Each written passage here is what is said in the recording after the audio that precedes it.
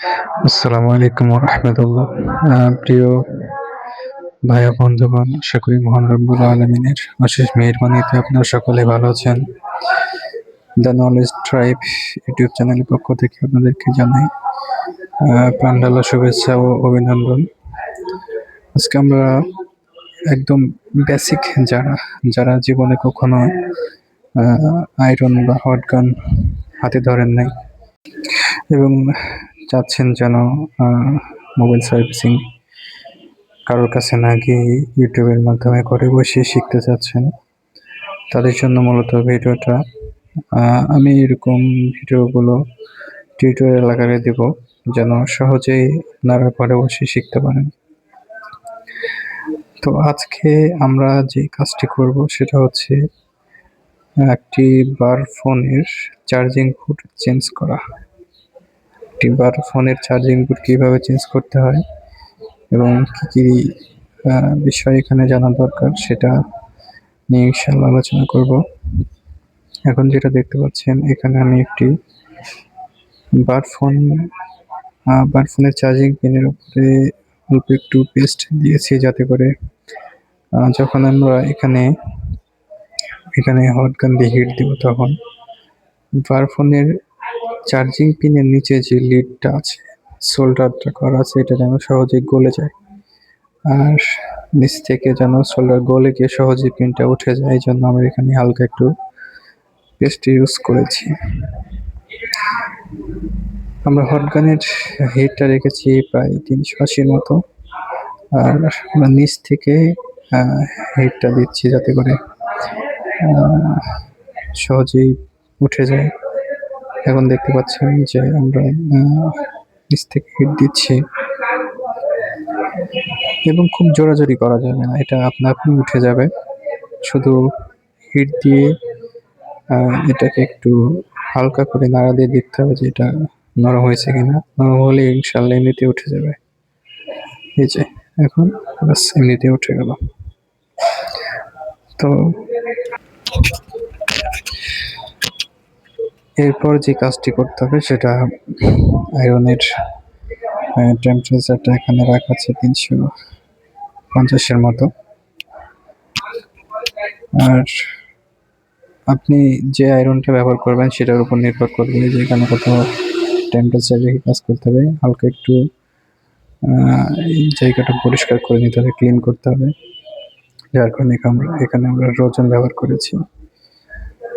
এরপরে রোজন ব্যবহার করার পরে আমরা এখানে ডিসেলডার ওয়্যার দিয়ে আর একটু পুরোনো যেগুলো আছে আর কি, সেগুলা সোল্ডার উঠাই নেব, নিয়ে বোর্ডটা একদম ক্লিন করে ফেলবো, যাতে করে নতুন সোল্ডার যখন আমরা এখানে দিব তখন চার্জিং পিনটা নতুন সোল্ডার পাই।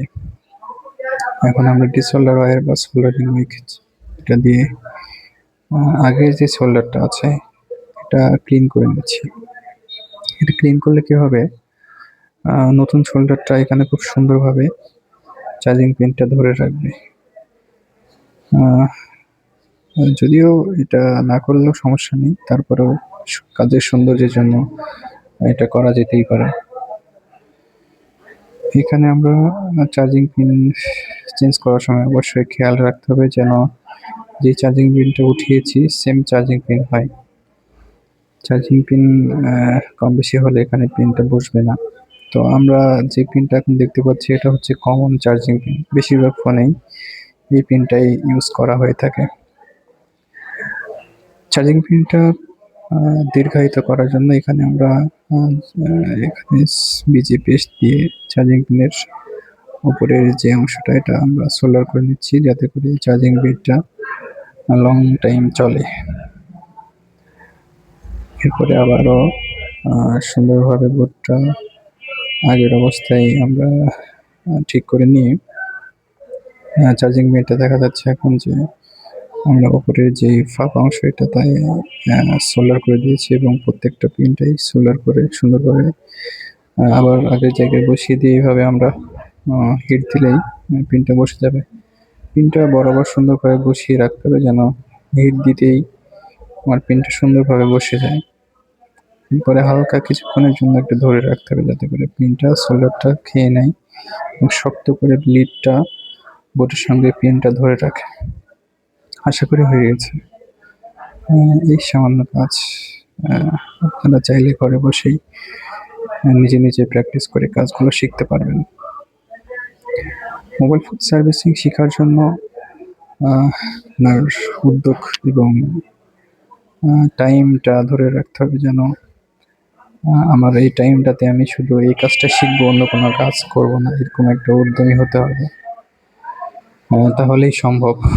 কারণ এই কাজগুলো একটু ক্রিটিক্যাল কাজ, মানে ধৈর্যের পরীক্ষা দিতে হবে আপনাকে আর কি। তো অবশ্যই ধৈর্য দিয়েই তারপরে আপনার কাজগুলো শিখতে হবে। তো দেখতেই পাচ্ছেন আমাদের পেনটা এখানে সুন্দরভাবে বসে গেছে। এখানে যদি আমরা সোল্ডারিং না করতাম তবুও চলতো, তারপরে আমি সোল্ডারিং করে নিয়েছি। এরপরে থিনার বা পেট্রোল দিয়ে ক্লিন করে নিতে হবে বোর্ডটা, যেভাবে আমি ক্লিন করেছি। এরপরে আমরা এবার চার্জার কানেক্ট করে দেখবো যে চার্জ নিচ্ছে কিনা। তো আমরা চার্জার কানেক্ট করে দেখি, চার্জার কানেক্ট হয়ে গেছে। এখন আমরা দেখতে পাচ্ছি যে আসলে চার্জারের যেই লোগোটা, চার্জ নিলে যে লোগোটা আসে, চার্জ নিচ্ছে এটা বোঝা যাচ্ছে। আলহামদুলিল্লাহ, এইভাবে আপনারা ঘরে বসে কাজগুলো শিখতে পারবেন। শুধু একটু ভিডিওগুলো দেখতে হবে মনোযোগ দিয়ে। আলহামদুলিল্লাহ, ফোনটা চালু হয়েছে এবং চার্জ নিচ্ছে দেখতে পাচ্ছি। তো আমরা আবারও পুনরায় আগের মতো ফোনটা ফিটিং দিতে হবে। সুন্দরভাবে আমরা এই কিপ্যাডের যেই লাইনগুলো আছে এগুলা আমরা ক্লিন করে নেব, যাতে করে কিপ্যাডে কোনো সমস্যা না হয়। তারপর আমরা এখানে আঠা দিতে হবে, যাতে করে এই কিপ্যাড যেটা আছে এটা সুন্দরভাবে বোর্ডের সঙ্গে লেগে থাকে এবং উঠে না যায়। ডিসপ্লেটা হালকা একটু ময়লা ছিল, এটা আমরা ক্লিন করে নিচ্ছি। আসলে কাজের সৌন্দর্য তখনই হবে যখন প্রত্যেকটা বিষয় আপনি সুন্দরভাবে ক্লিন করে দেবেন। এখন আমরা সুন্দরভাবে ফোনটা ফিটিং দিলাম। ফিটিং দেওয়ার পর নাটগুলো কিনলে আবার আগের মতো লাগিয়ে দিব। লাগিয়ে দিয়ে দেখবো ফোনটা কি অবস্থায় আসছে। ফোনটা আমাদের ফিটিং হয়ে গেছে। আমরা ফোনটা চালু করলাম, আমাদের সবগুলো বাটন কাজ করছে।